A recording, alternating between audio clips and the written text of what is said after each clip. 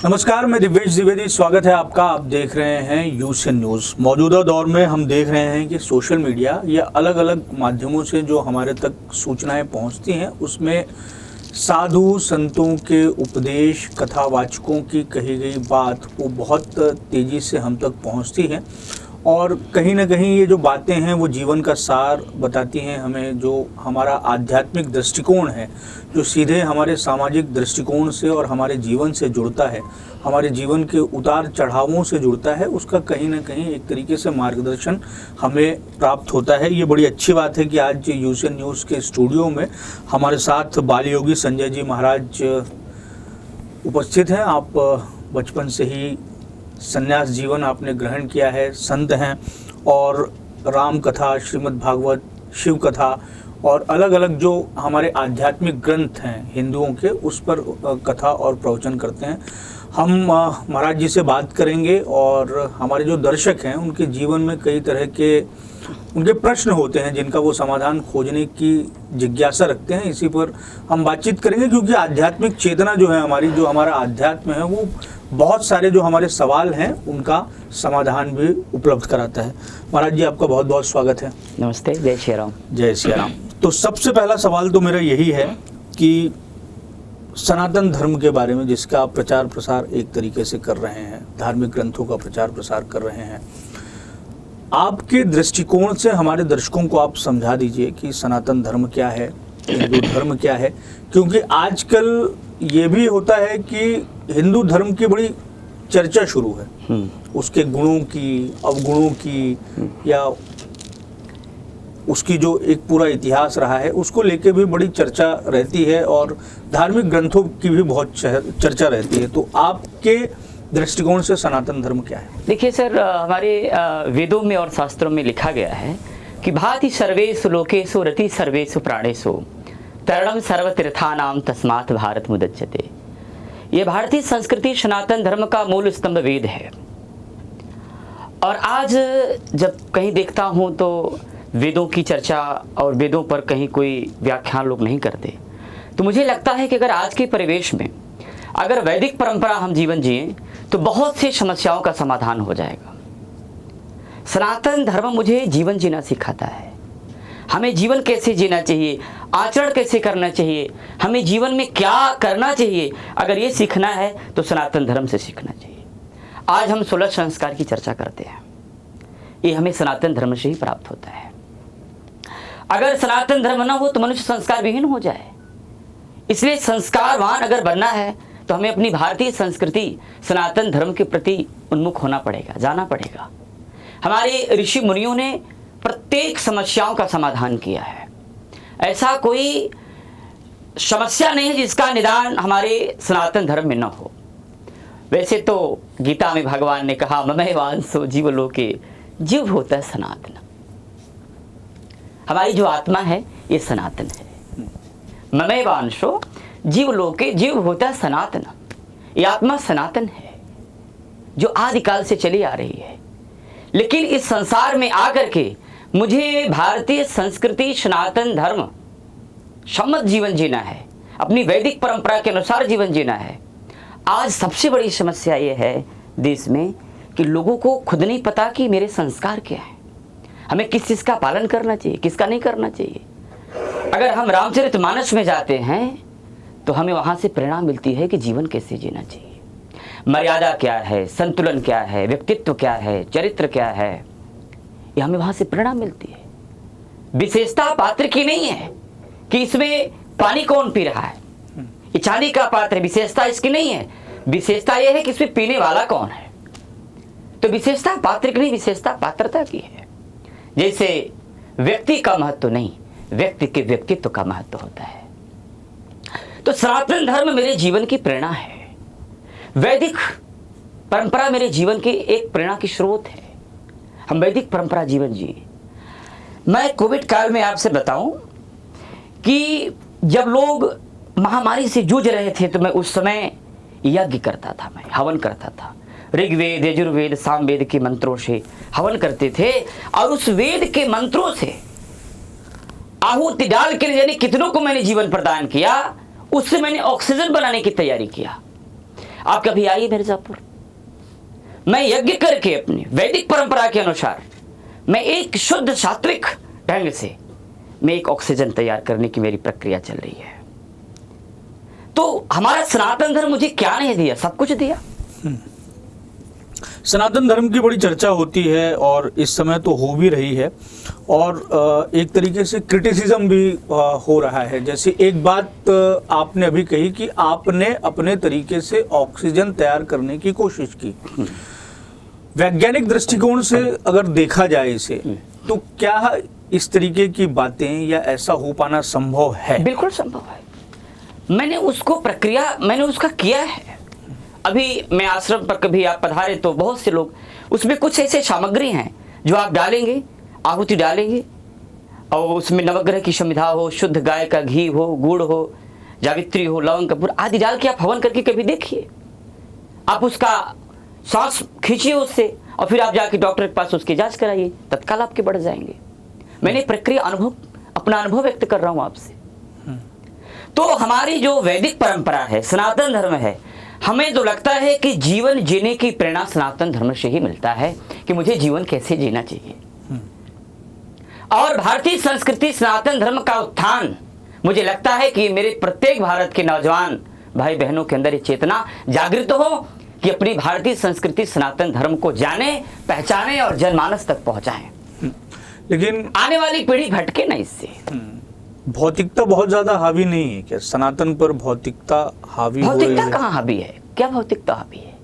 वो तो आपको सादगी, आपको उदारता, गंभीरता, सौम्यता आदि आडंबरों से तो दूर करती है वो सनातन धर्म। जहां आत्मा और परमात्मा के विलय का संवाद हो, जहां आत्मा के उद्धार और आत्मा की मुक्ति की चर्चा हो, उद्धरेदात्मनात्मानम, तो हाँ आडंबर क्या भौतिकता है?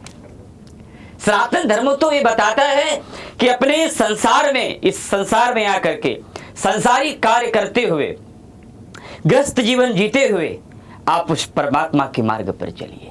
जैसे कि सनातन धर्म ही बताता है आपको कि ब्रह्मचर्य, गृहस्थ, वानप्रस्थ, संन्यास। अगर मैं इसको समझे, जाने, तो फिर हमारे अंदर एक व्यक्तित्व का निर्माण होगा। सनातन धर्म आपको सबसे पहले मानव बनाती है। आप कभी सोचिए कि मानव और दानव में अंतर क्या है, तो आपको रामायण में जाना पड़ेगा, वहां से आपको प्रेरणा मिलेगी हम अभी किस स्थिति में हैं। हम मानव हैं कि दानव हैं? हम कैसा आचरण कर रहे हैं? मेरा व्यक्तित्व कैसा है? मेरा सोच कैसी है? हमारे विचार कैसे हैं? तो जो वाणी में है वो आचरण में भी होना चाहिए। अगर मेरी वाणी में वैदिक सनातन धर्म की चर्चा है तो वैदिक सनातन धर्म मेरे आचरण में भी होना चाहिए। सिर्फ वाणी में नहीं, आचरण तक उतरना चाहिए, तब जाके वो जनमानस तक पहुंचेगा। आप राम कथा भी करते हैं, और राम का जो पात्र है या जो राम है वो भारत की आध्यात्मिक चेतना है। रामायण हमारी सांस्कृतिक विरासत है। राम को हर कोई चाहता है कि राम उसके जीवन में हो, लेकिन राम होना भी बड़ा मुश्किल है। तो रामचरितमानस की, राम की, या जो हमारे अन्य धार्मिक पात्र हैं, कृष्ण हो, शिव हो, पहले तो शुरुआत हम राम से करते हैं। तो राम की व्याख्या आप किस तरीके से करेंगे? क्योंकि जैसा मैंने कहा कि राम को हासिल सब करना चाहता है। राम होना सरल है, लेकिन राम होना मुश्किल भी बहुत है। किसी ने कहा है कि आराम की तलब है तो एक काम कर, आराम की शरण में अब राम राम कर। मेरे राम सबसे पहले बड़े उदार हैं, सौम्य हैं, गंभीर हैं, सरल हैं, बहुत शांत हैं। पहली बात तो राम कहने से ही मेरे अंदर उदारता आ जानी चाहिए, शांति मिलती है, सौम्यता मिलती है। राम के व्यक्तित्व का अनुसरण करते ही हमारा जीवन पूर्ण रूप से मर्यादित हो जाता है। जहाँ संतुलन में जीवन जीने की प्रेरणा मिले वही मेरे राम हैं। जहाँ से प्रेरणा मिलती है कि हे मानव, जीवन को संतुलित बनाओ, संतुलन में जीने वाले मेरे राम हैं और वो प्रेरणा देते हैं। प्रभु राम ने सदैव जोड़ने का काम किया। अभी कुछ मीडिया के लोग हमसे बात कर रहे थे, मैंने उनसे यही कहा हम कहा राम जब जनकपुर गए और राम ने कहा कि गुरुदेव लक्ष्मण को नगर देखने की इच्छा है, तो विश्वामित्र ने कहा अवश्य। धर्म से तो पालक तुम ताता, प्रेम विबस सेवक सुखदाता। राम आप धर्म के सेतु हैं, ना वहाँ कोई नदी है ना कोई नहर है। तो धर्म सेतु माने होता क्या है? आप कल्पना करेंगे तो ये कहेंगे नदी के ऊपर पुल का निर्माण हुआ, सेतु का निर्माण। ऐसा नहीं, सेतु का मतलब वहां विश्वामित्र ने राम को धर्म सेतु की उपाधि दिया। क्यों दिया? कि राम आप एक दूसरे से जोड़ने का काम करते हैं, चाहे वैचारिक दूरी हो चाहे भावनात्मक दूरियां हो, राम ने सदैव जोड़ने का काम किया। आज वही दुनिया वाले इस प्रेरणा ले प्रभु राम से कि चाहे वैचारिक दूरी हो चाहे सामाजिक दूरी हो चाहे भावनात्मक दूरियां हो, इन दूरियां को समाप्त करके एक दूसरे से जोड़ देना ही मेरे राम का व्यक्तित्व है। और ये आज भारत में बहुत जरूरत है इसके। माना कि कभी समाज में चार लोग हैं, वैचारिक मतभेद लोगों के हो सकते हैं, लेकिन राम कहते हैं कभी भावनात्मक मतभेद नहीं होना चाहिए। ये मेरे राम से प्रेरणा मिलता है। वो सत्य, प्रेम और करुणा के अवतार हैं। उनसे सत्य को जानने की प्रेरणा मिलती है। सत्य क्या है? नित्य विवेक। नित्य क्या है, अनित्य क्या है, सत्य क्या है, असत्य क्या है। जिसे विशेष ज्ञान हो। संसार को जानना साहब ये तो जानकारी है, और ईश्वर को जान लेना, स्वयं को पहचान लेना, ये ज्ञान है। अध्यात्म ज्ञानम नियतत्वम तत्व ज्ञानार्थ दर्शनम। ईश्वर की प्रत्यक्ष जानकारी ही ज्ञान का प्रतिरूप है। तो राम से ही प्रेरणा मिलती है। राम को मानने वाले भी राम को नहीं पा रहे हैं, उनके आचरण पर, उनके बताए मार्ग पर नहीं चल पा रहे हैं। इसके पीछे की वजह? भ्रमित हैं लोग, संशय में पड़े हुए हैं, जिसे लोगों को कभी तक यही नहीं पता चल पा रहा है कि मेरे इष्ट कौन है। एक आपसे बात बताएं, ये भटकाव कहाँ से आती है? एक बार चर्चा होते होते किसी ने कहा कि महाराज हम किसका भजन करें, राम एक हैं या अनेक हैं? जब तक आपको अपने गोत्र का बोध नहीं होगा, जैसे मनुष्य कहता है ना कि मेरा गोत्र क्या है, आपको गोत्र क्या है बताएं? आपसे पूछ रहा हूं, आपका क्या गोत्र है? कश्यप। कश्यप गोत्र है, आपका कश्यप गोत्र है, तो निश्चित रूप से आपके इष्ट भगवान राम ही होंगे, भगवान विष्णु होंगे। नारायण दया सिंधु भक्त वत्सल गुण सागर। उसी तरह जितने भी लोग हैं, हम स्वाभाविक रूप से कोई अनुष्ठान करते हैं, पूजा करते हैं, यज्ञ करते हैं, तो संकल्प में गोत्र बोलते हैं। लेकिन लोगों को ये नहीं पता कि गोत्र का मतलब क्या है, गोत्र की विशेषता क्या है। तो जब ये पता चल जाएगा कि मेरे गोत्र माने पूर्वज, ये मेरे पूर्वज हैं। गोत्र माने ऐसा नहीं सिर्फ संकल्प लिए और भूल गए, ऐसा नहीं, वो मेरे पूर्वज हैं। और मेरे पूर्वजों के इष्ट कौन हैं, उनका मूल मंत्र क्या है, उनका सिद्धांत क्या है, उन्होंने मुझे बताया क्या है, तो हमारी निष्ठा बढ़ेगी, हमारा उनके प्रति श्रद्धा बढ़ेगा, प्रेम बढ़ेगा। जब तक हमारा राम के प्रति दृढ़ निष्ठा नहीं होगा, विश्वास नहीं होगा, समर्पण नहीं होगा, तब तक हम कहाँ राम को प्राप्त कर पाएंगे। रामचरितमानस हमारी सांस्कृतिक विरासत है, सांस्कृतिक धरोहर है, लेकिन मौजूदा दौर में रामचरितमानस को लेकर भी विवाद हो रहा है। इस पर आपकी टिप्पणी, और कुछ चौपाइयाँ जो तुलसीदास कृत हैं उनको लेकर खास तौर से आपत्तियाँ उठाई जा रही है। अपने तरीके से उसके अलग अलग रेफरेंस देके उसे बताया जा रहा है कि ये मौजूदा स्वरूप जो है हमारा, या जो जिस तरीके से हमारा समाज होना चाहिए उसमें ये फिट नहीं बैठती हैं, और कहीं ना कहीं महिलाओं का अनादर या निचली जाति के लोगों का अनादर उस चौपाई के माध्यम से होता है, या ऐसे कई वाक्यों का जिक्र किया जाता है। देखिए, आपने जैसे कहा कि रामचरितमानस में महिलाओं का अनादर, ऐसा कहीं नहीं है। माना कुछ लोगों ने कहा कि ढोल गंवार शूद्र पशु नारी सकल ताड़ना के अधिकारी। आप उस मूल स्वरूप को जानिए, राम ऐसा कभी नहीं कर सकते। ढोल गंवार शूद्र पशु नारी, ढोल को अगर आप पीटेंगे तो ढोल फूट जाएगा। ढोल को परखा जाता है। ढोल गंवार शूद्र पशु नारी, ताड़ना का मतलब मारना नहीं होता, ताड़ना का मतलब परखना होता है। क्या आप अपने परिवार को परखेंगे नहीं? क्या बच्चे को परखेंगे नहीं? क्या पत्नी को परखेंगे नहीं? अगर परखना है, जानना है, अरे परखने का शब्द तो स्वयं पर लागू होता है कि स्वयं को पहले पहचानो कि मैं कौन हूं। तो यहां कौन सा आपत्तिजनक शब्द बोला? पशु नारी, पशु को मारोगे तो पशु भाग जाएगा, पशु को परखा जाता है। हमारी ग्रामीण भाषा में लोग कहते हैं ना, मैं तड़ रहा हूं। तड़ माने परखना होता है, मारना नहीं होता है। जैसा आपने कहा कि नारियों पर, एक बात बताएं, भगवान राम की कथा में कहीं जात पात का वर्णन नहीं आता। श्री रामचरितमानस का पहला सूत्र है वर्णानाम अर्थ संघानाम रसानाम छंदसामपि।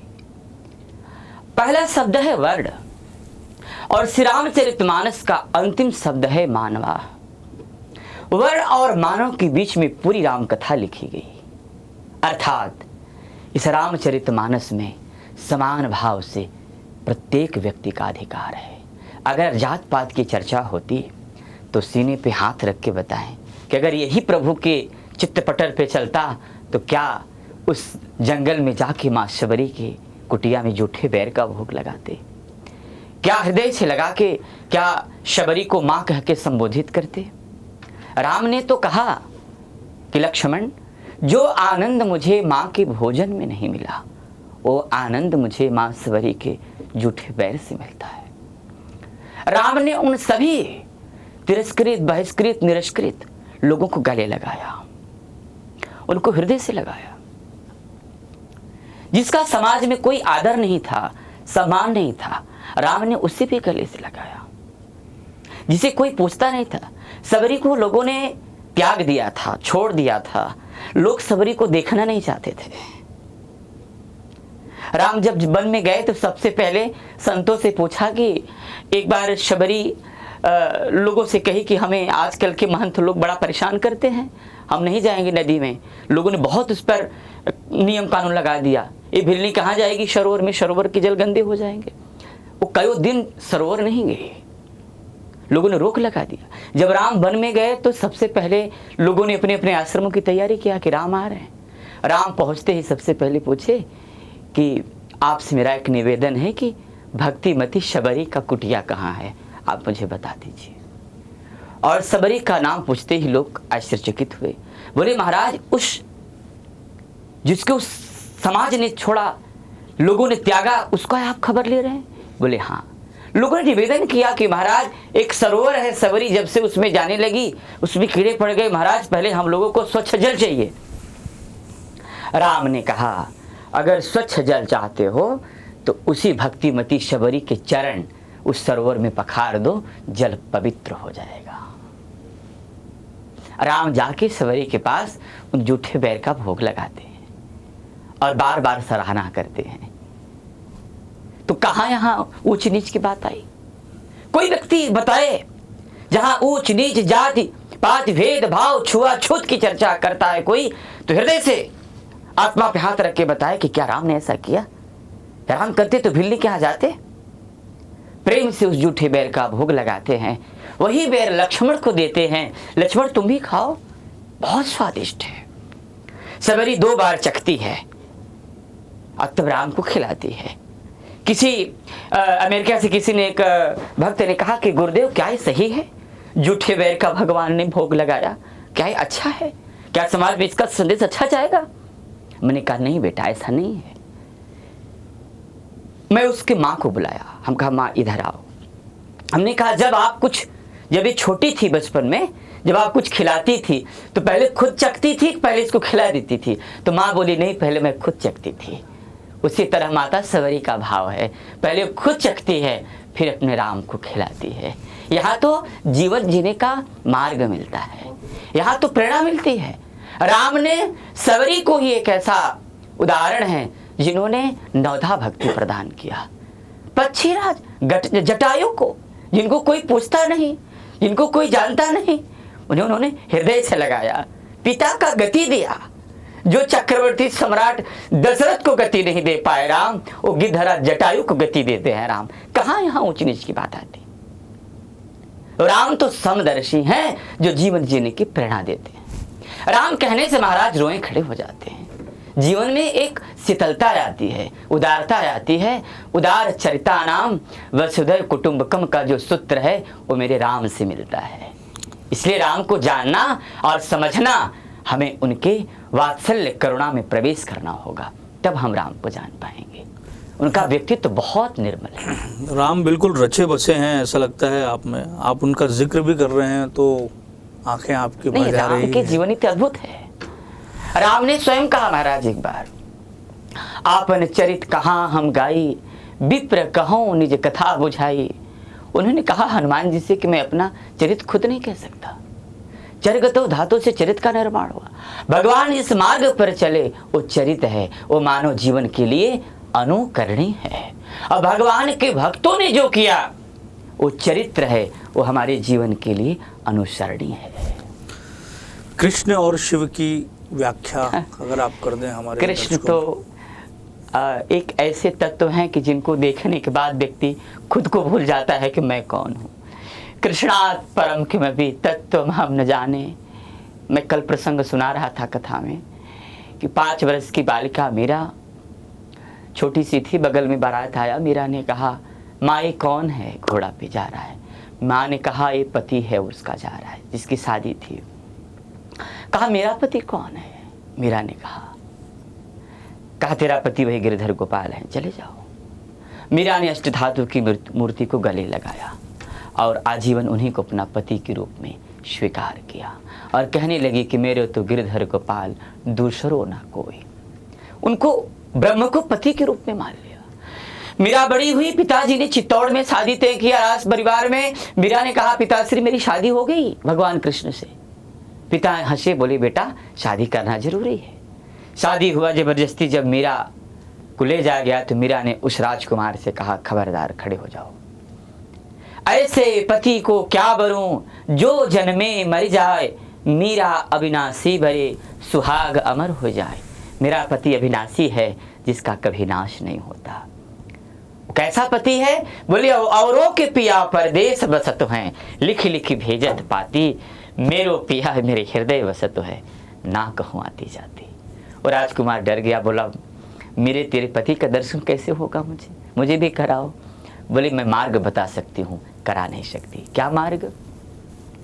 बोले जागत में सुमिरन करो, सोत में लवलाए, सुरत डोर लागी रहे, कहीं तार टूट ना जाए। ऐसे कृष्ण के प्रेम में जब मन लग जाएगा तो प्रभु मिल जाएंगे।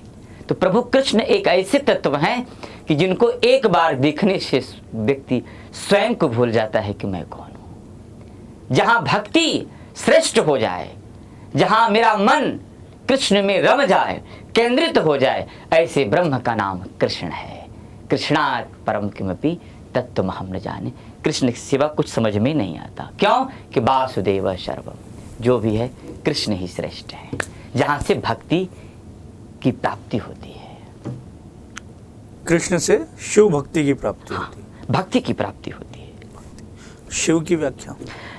हाँ, शिव तो आदिदेव महादेव अखिल ब्रह्मांड नायक हैं। इनका वर्णन ये भी बड़े उदार हैं। भोलेनाथ जो प्रभु से एक बार प्रार्थना किया, कभी विचार नहीं करते कि हम दें कि न दें, मानव हो अथवा दानव हो या देवता हो। अगर ये सब लोगों ने किसी का स्तुति किया तो आदिदेव भगवान शंकर का किया।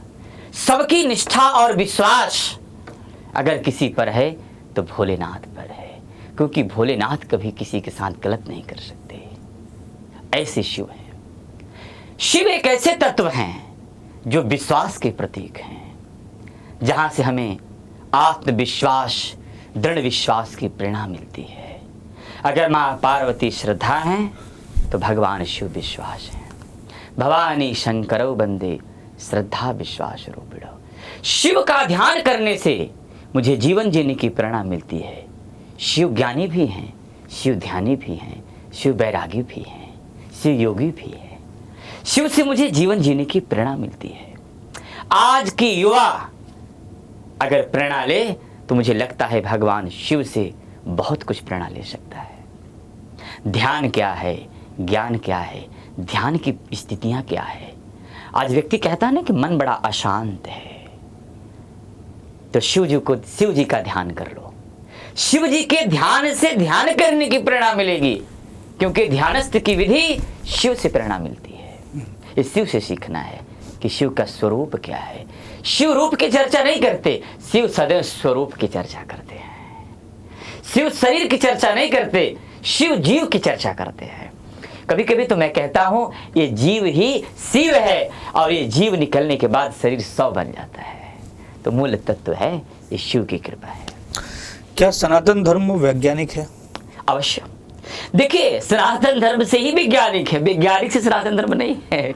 सनातन धर्म से वैज्ञानिक, इसकी जो उत्पत्ति है, इसकी जो सोच है, रिसर्च है, चिंतन है, मनन है, इस सनातन धर्म से ही तो है। पुष्पक विमान से हेलीकॉप्टर और विमान बनाने की प्रेरणा वैज्ञानिकों ने लिया। हमारे सनातन धर्म वेदों से उन्होंने प्रेरणा लिया। आज वही तो मैं कहता हूं कि अगर हमारे वेद, आज मैं वैदिक यूनिवर्सिटी बनाने की जो उसमें लगा हूं तैयारी में, क्यों? मैं इसी उम्र में एक छोटे से वेद विद्यालय का स्थापना किया। इसलिए किया कि लोग अपनी वैदिक परंपरा को जाने। किसी को पहले का एक परंपरा था सर कि किसी को कोई आपत्ति विपत्ति संकट आता था, वो गुरुदेव आज्ञा करते थे, जाओ यजुर्वेद, अथर्ववेद, सामवेद, ऋग्वेद के मंत्रों से यज्ञ करो, उसके निदान होते थे। तो वेद के आधार पर विज्ञान का सृजन हुआ, इसकी उत्पत्ति हुई। ये वेदों से ही प्रेरणा लिए हैं ये लोग, तो बिल्कुल उससे तारतम्य है। आपसे बातचीत करने पे ये समझ में आ रहा है कि अगर आपके कुछ कष्ट हैं, आपको कुछ चाहिए, तो वेदों ने एक हमारे लिए उदाहरण छोड़ा हुआ है, एक कृत्य बताया है कि वो आपको करना पड़ेगा, उससे आपके ऊपर में जो विपत्ति आई है वो दूर होगी। मौजूदा दौर में बहुत सारे साधु संत हमें ऐसे भी दिखाई देते हैं जो अलग अलग तरह के उपाय बताते हैं। क्या इन उपायों को करके कष्ट दूर होते हैं? इन उपायों को करके भगवत प्राप्ति हो सकती है, या राम राम राम जप के ही मिलेंगे, निश्चल भाव से ही मिलेंगे, या इस तरीके के जो चीज़ें बताई जाती हैं उनको करके मिलेंगे? देखिए सर, हमारे वेदों में बताया कि यज्ञ वै श्रेष्ठतम कर्म, यज्ञ से श्रेष्ठ कर्म करने की प्रेरणा मिलती है। मेरा मन शुद्ध होता है, मेरी आत्मा चैतन्य हो जाती है, मेरा चित्त चैतन्य हो जाता है। तो यज्ञ करने से एक नहीं अनेकों प्रकार की जो मेरे जीवन की नकारात्मकता है वो सकारात्मकता में बदल जाती है, जो प्रतिकूलता है वो अनुकूलता में बदल जाती है। कैसे? यज्ञ करने से। यज्ञ करने से जीवन के कितने ही बड़े कष्ट क्यों न हो, रोग व्याधि क्यों न हो, पीड़ा क्यों न हो, आप यज्ञ करके देखिए, शुद्ध वेद मंत्रों का उच्चारण करके देखिए, उसका प्रतिफल तो सामने मिल जाता है। इसलिए यज्ञ श्रेष्ठामृत भोजो यान्ति ब्रह्म सनातनम, यज्ञ करने से श्रेष्ठ कर्म करने की प्रेरणा मिलती है। तो यज्ञ तो आवश्यक है, ये भी जीवन जीने की प्रेरणा मिलती है। पहले के हमारे ऋषि मुनि, दादा परदादा, आपने देखा होगा कि जब भोजन करते थे तो भोजन करने से पूर्व हवन करते थे, हवन करके ही वो प्रसाद ग्रहण करते थे। ये कोई गलत नहीं है, ये हमारे जीवन के लिए प्रेरणा है। अब आप कल्पना करिए, चक्रवर्ती सम्राट राजा दशरथ के चौथे पन बीत रहे हैं, कोई संतान नहीं है। वशिष्ठ जी के पास गए, वशिष्ठ जी ने कहा राजन चिंता न करो, चले जाओ श्रृंगी ऋषि के पास। श्रृंगी ऋषि ने आदेश किया पुत्र कामेष्टि यज्ञ की तैयारी करो, अथर्ववेद के मंत्रों से मैं यज्ञ करूंगा, और एक नहीं तुम्हारे घर में 4-4 संतान की उत्पत्ति होगी। तो हुआ कि नहीं हुआ? ये रामायण प्रमाण है कि नहीं है? तो यज्ञ से आप बहुत कुछ प्राप्त कर सकते हैं। जैसे मैं यहाँ बैठा हूँ, जब हम यज्ञ करते हैं तो मंत्र बोलते हैं, अग्नि यज्ञ कुंड में प्रकट हो जाती है। माचिस नहीं लेता हूँ, ना अग्नि लेता हूँ। आइए प्रमाण के रूप में देखिए, यज्ञ मंडप में मंत्र यहाँ से उच्चारण करो, यहाँ अग्नि प्रकट। क्या ये मंत्र शक्ति का प्रभाव नहीं है? आप प्रसाद पाते हैं, भोजन करते हैं, अगर यक्षाग्नि का प्रभाव न हो तो क्या भोजन कैसे पचेगा? क्या प्रभाव नहीं है? तो शक्ति है तब तो ये कार्य सुचारू रूप से चल रहा है। तो शक्ति तो है, उस शक्ति है, पर हमको जानना जरूरी है। शक्तियां तो सब आपके अंदर विद्यमान है। महाराज एक बात आपसे बताएं, भगवान राम ने इस शरीर को कहा साधन धाम मोक्ष करी द्वारा पाई न जे परलोक समारा। प्रभु राम ने इसको धाम कहा है। धाम किसे कहा जाता है? जहां देवी देवताओं का निवास होता है। लेकिन प्रभु राम ने वहां न कह करके इधर संकेत किया कि साधन धाम मोक्ष करि द्वारा, पाई न जे परलोक समारा। ये धाम है। कैसे धाम है? बोले छिति जल पावक गगन समीरा। ये छित क्या है? धरती। धरती के मालिक कौन है? बोले विष्णु पत्नी नमस्तुभ्यं। ये जो 5 देवता हैं, इन 5 देवताओं की 5 पत्नियां हैं। कितने हो गए? 5 5 10। और 11वां शक्ति क्या है? बोले अहम आत्मा गुड़ाकेश। 11 शक्ति तो आपके अंदर विद्यमान है, फिर भटकाओ कहां? हम शक्ति को जागृत न करें, प्रकाशित न करें, और व्यर्थ में हम कहें कि ईश्वर और काल ही मिथ्या दोष लगाए कि विधाता ने ऐसा किया। सारी शक्तियां तो आपके अंदर विद्यमान है। शक्तियां बाहर नहीं है, शक्तियां आपके अंदर विद्यमान है। आप दुर्गा सप्तशती पढ़ते होंगे तो कहते हैं कि या देवी सर्वभूतेषु शक्ति रूपेण संस्थिता, बुद्धि रूपेण संस्थिता, लक्ष्मी रूपेण संस्थिता, शक्ति रूपेण संस्थिता। संस्थिता माने मेरे अंदर शक्ति है। जो शक्ति मेरे अंदर है उस शक्ति को मैं प्रणाम करता हूं। नमस्तस्यै नमस्तस्यै नमस्तस्यै नमो नमः। तो ये हमें सनातन धर्म सिखाता है कि सारी शक्तियां तुम्हारे अंदर विद्यमान है, उसे जानो और प्रकाशित करो। और तभी संभव होगा जब एक तत्वदर्शी महापुरुष और गुरु का सानिध्य मिलेगा।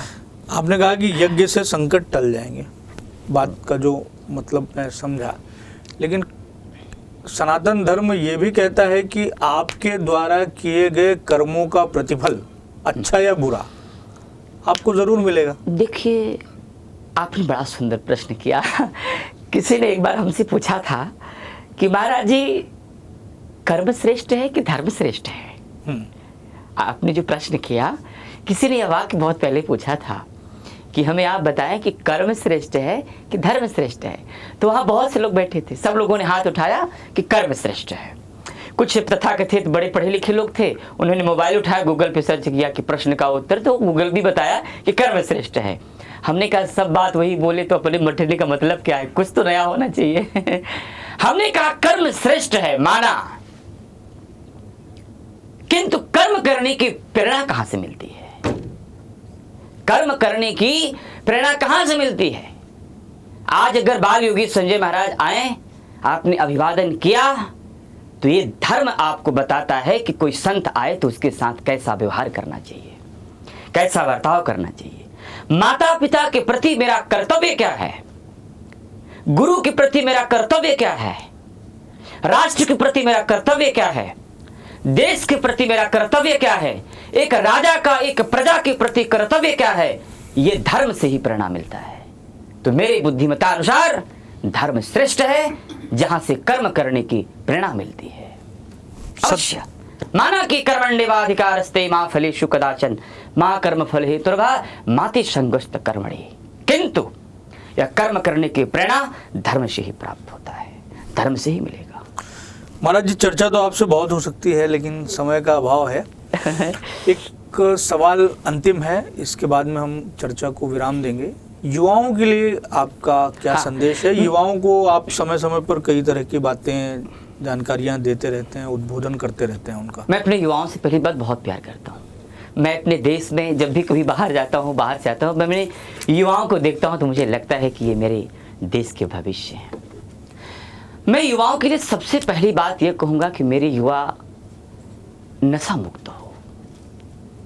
जब कभी मैं देखता हूँ, मैं नागपुर में जैसे आया तो कुछ तथाकथित मदिरा नशा का सेवन करके एक्सीडेंट हुआ, वो चले गए, मुझे बड़ा कष्ट हुआ। आज युवा जिस तरह नशीली पदार्थ के सेवन का शिकार बन रहा है, विषैली पदार्थों के सेवन के शिकार बन रहे हैं, सेवन करके अपने खुद की चेतनाओं को समाप्त कर रहे हैं, इस जागृति, इस चेतना को समाप्त कर रहे हैं। तो मेरा इन युवाओं से एक ही प्रार्थना है कि त्याग कर शराब का ख्वाब, अब स्वास्थ्य को उन्नत करो। शराब पतन का गर्त है, जिंदगी तबाह मत करो। हमारे देश नशा मुक्त हो, हमारे युवा नशा मुक्त हो, और अपने स्वयं के व्यक्तित्व और चरित्र और आदर्श को जाने और अपने देश के भविष्य और देश की चेतना को समझे और अपने भारतीय संस्कृति सनातन धर्म के उत्थान में लगे। मुझे एक ही कष्ट है और सरकार से मेरा निवेदन है, प्रार्थना है कि जो विदेश से नशीली पदार्थ, विषैली पदार्थ का आयात निर्यात हो रहा है उस पर भी रोक लगना चाहिए। मेरे युवा नशा मुक्त हो और जो देश में जगह जगह जो ये शराब के, मदिरा के, दारू के जो ये सब दुकानें खुल रहे हैं, मेरा सरकार से निवेदन है इसको भी बंद किया जाए। नहीं मेरी युवा इसका शिकार होगा तो अपनी ही चेतना को समाप्त करेगा। आज लाखों करोड़ों घर महाराज उजड़ रहे हैं, लाखों करोड़ों माताएं आज विधवा हो गई हैं शराब से, मदिरा से। आज युवा इसकी शिकार हो रहे हैं। तो हमारा निवेदन है कि ऐसे नशीली पदार्थ अपने देश में न चले जिससे मेरे युवा इससे प्रभावित हो। हमारे युवा इस देश के भविष्य हैं। युवाओं को देखता हूं तो उनके अंदर एक तेज चमकता है, लगता है कि देश में ये कुछ अच्छा करेंगे। और जब उसी युवा को मैं किसी नाले में गिरते देखता हूं तो मेरी आत्मा तड़प जाती है, हृदय द्रवित हो जाता है। इसलिए मेरा निवेदन है मेरे युवाओं से कि आप स्वयं की चेतना को समझें। इस भारत की भूमि पर जन्म हुआ है, आप सौभाग्यशाली हैं, आपसे पूरा विश्व प्रेरणा लेता है। आप एक ऐसे इतिहास बनिए कि लोग आपसे सीखें और प्रेरणा लें और जीवन जीने की एक कला प्राप्त करें। ये मेरे देश के युवाओं से मिलता है। धन्यवाद महाराज जी, आप हमारे स्टूडियो में आए। आपकी आपसे जो बातचीत हुई उसका सार हमारे दर्शकों तक पहुंचेगा और जो धर्म पर आस्था रखते हैं उनके लिए बहुत काम की चीज़ें आपके इस वार्तालाप के माध्यम से निकलेगी, ऐसी हम आशा व्यक्त करते हैं। बहुत बहुत शुक्रिया। और आपका नागपुर से बड़ा प्रेम भी है, कौन सी कथा है? ये 5वीं बार मेरी कथा है नागपुर में और बहुत अच्छा लगता है। इस नागपुर की संतरा नगरी में आकर के बड़ा प्रसन्न होता हूँ और लोग बहुत स्नेह करते हैं, बहुत मानते हैं। यहाँ आने के बाद तो लगता है कि यही अपना घर और परिवार है और ये तो संतों की नगरी है, महापुरुषों की नगरी है। मैं इतिहास पढ़ा हूँ नागपुर की। यहाँ ऐसे ऐसे महापुरुष, ऐसे ऐसे संत यहाँ जन्म लिए कि जो पवित्र और पावन भूमि है। यहाँ आने से जो मुझे एक सकारात्मक ऊर्जा मिलता है शायद वो बहुत अद्भुत है। इसलिए मैं नागपुर की धरती विगत 5 वर्षों से आ रहा हूँ और सबको राम कथा सुना रहा हूँ। ये मैं नागपुर वासियों का मेरिडी हूँ जो मुझे इतना स्नेह करते हैं।